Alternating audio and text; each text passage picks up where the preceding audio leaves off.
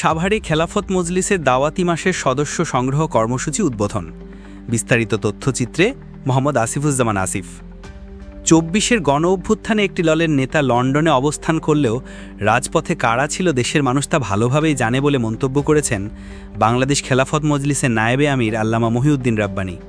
বৃহস্পতিবার দুপুরে সাভারের চান্দুলিয়া এলাকায় সাভার থানা খেলাফত মজলিসের উদ্যোগে কেন্দ্রীয় কর্মসূচির অংশ হিসেবে দাওয়াতি মাস উপলক্ষে নতুন সদস্য সংগ্রহের উদ্বোধনী অনুষ্ঠানে যোগ দিয়ে প্রধান অতিথির বক্তব্যে তিনি এসব কথা বলেন।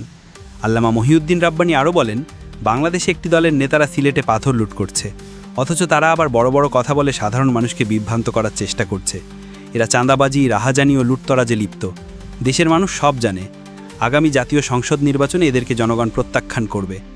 বাংলাদেশ খেলাফত মজলিস ঢাকা জেলা উত্তর শাখার সহসভাপতি হাফিজ মাওলানা নূর মোহাম্মদের সভাপতিত্বে অনুষ্ঠিত এই উদ্বোধনী অনুষ্ঠানে বিশেষ অতিথি হিসেবে উপস্থিত ছিলেন দলের সাংগঠনিক সম্পাদক আজিজুর রহমান হেলাল, ঢাকা জেলা উত্তর সভাপতি আনোয়ার হোসেন, সাধারণ সম্পাদক ফারুক হোসেন সহ স্থানীয় নেতৃবৃন্দ।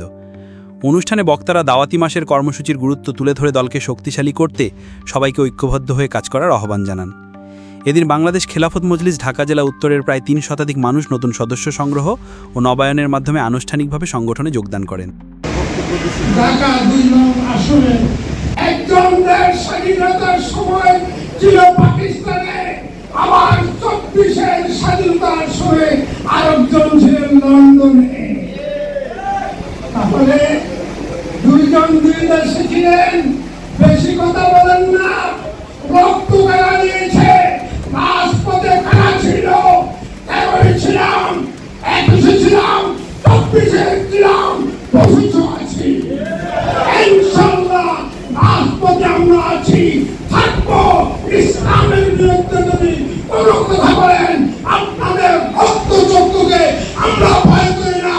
আপনাদের যে নির্যাতন জুলুম এখন চলছে, এটা এই দেশবাসী সচেতন।